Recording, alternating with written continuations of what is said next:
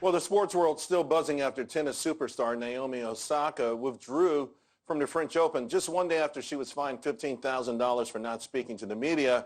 Officials were also threatening additional action. Now, Osaka issued a statement saying that she had, quote, suffered long bouts of depression since her controversial win over her idol, Serena Williams. That was at the U.S. Open in 2018. Now, she's not the only high-profile athlete to actually bow out of an event recently, citing mental health. Superstar boxing phenom Ryan Garcia just backed out of a July fight, saying it was important to manage my health and well-being. Psychotherapist Karen Ruskin joins us now.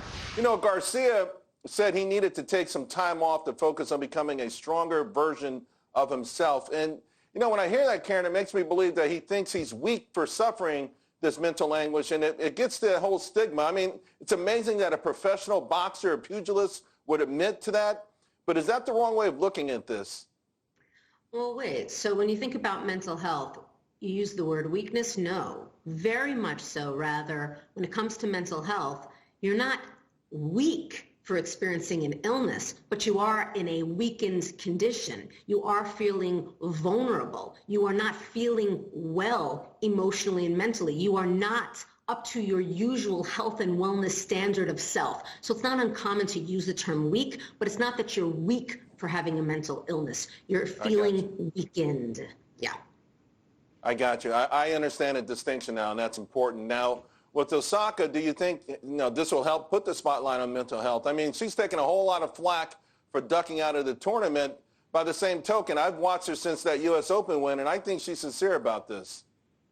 She's getting slack, and she's also getting support. And most definitely, mental health is in the spotlight right now. I mean, mental health is always something of importance. And my hope is that we can recognize as a public that although we're looking at this mental health issue with regards to elite athletes, this actually is with regards to any business we're talking about. This is a business. Physicians, doctors, lawyers. Does your surgeon say, sorry, can't do surgery today, I'm experiencing depression? No, but the fact is, all industries, all professionals experience, somebody in that profession has anxiety, somebody has depression. So it's more about what do we do about it internally, these strategies, what changes do we make?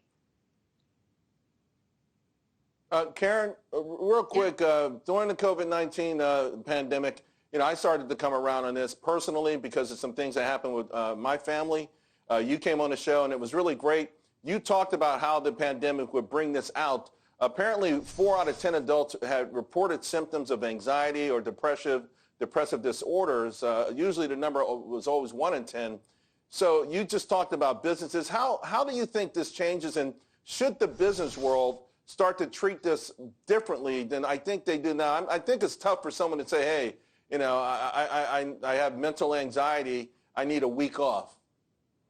It's a challenge we have navigating this, because the fact is empowerment is about acknowledging and taking ownership. Think of the AAA effect: acknowledgement, awareness, and then taking action on what one can do. If we are changing what's happening around us in order to accommodate the ever-flowing fluctuation of our mental health needs, that's not really empowerment. So yes, we need to reevaluate and evaluate what businesses are doing to provide external help for people who are experiencing anxiety, depression, and so forth. But with that said, we need the right kind of help for strategies, specific strategies, so that way the person feels empowered internally, not about what are we changing externally only, but internally, what are the healthy coping mechanisms to navigate the terrain of life. Right.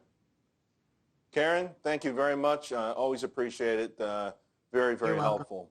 Now, folks, I got to tell you, with this thing booming the way it is, there's a lot of money also in this mental health arena, especially in these new revolutionary treatments. So with that in mind, Defiance Funds, they've actually unveiled just in time, right? Their latest ETF is the Next Gen Alternative Experience. It's the ticker PSY. Joining me now, Defiance ETF CIO Sylvia Jablonski. And Sylvia, I'm fascinated with this area.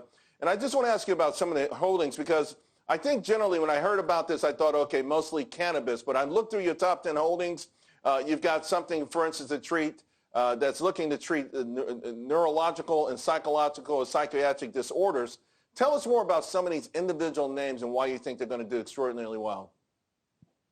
Yeah, sure. Great to talk to you again, Charles. So some of the names in the index include companies like MindMed and Compass Pathways, and what they're doing is research on medications that fall under the category of psychedelics. So medications that essentially target a subset of serotonin in the brain and allow the brain to communicate in different ways than it has before. And to answer the question as to why, well, you just covered it quite well with the doctor there. You have about 700 million people diagnosed with depression, anxiety worldwide. The cost of treating that is 2.5 trillion, and 30% of them are never cured. So enter psychedelics as an alternative. And you now have these accredited groups like MAPS, like Cornell, Johns Hopkins, on phase 3 trials now showing that 2/3 of the people who actually took these different psychedelics like MDMA, magic mushrooms, for example, along with intense therapy, were actually cured from things like PTSD, anxiety, alcoholism, and otherwise. So it's a major shift and innovation in a field that hasn't had innovation in decades. Yeah, it's really remarkable to me, and I think perhaps the growing acceptance of cannabis as a treatment really probably opened it up for this as well. Since I have you also, let's talk about some of the other things, some of the thematic investing. A lot of it pretty rocky right now. Your overall thoughts on that? I know you're a longer-term investor, particularly with these ETFs, but just in general, what's happening with the notion of the thematic stuff that was working really big time? Yeah, sure. So, I definitely like short-term trades, but I like short-term trades in areas that are working. And I think for thematics, you make a great point. Things like the fear of inflation and interest rate hikes and perhaps high valuations has led to this sideways activity in those names. So for the long term, I do think that they're undervalued, under 200-day moving averages, and great for the future in terms of innovation and technology. I always talk about 5G with you. I love products in that realm. But I think what's going on is that there's this sort of short-term rotation. Everything is about cruising into the reopen of America. Getting back out to the hotels, the airlines, entertainment, casinos, and things like that. So in the near term, the red hot pent up demand is likely to play out there versus some of the longer thematic plays. But I'm 100% bullish on thematics. I think technology and innovation is here to stay and grow and develop. I just think it plays out a little bit longer. Right. And that PSY is so compelling. I invite everyone to take a look at that. Sylvia, thank you so much. Appreciate it.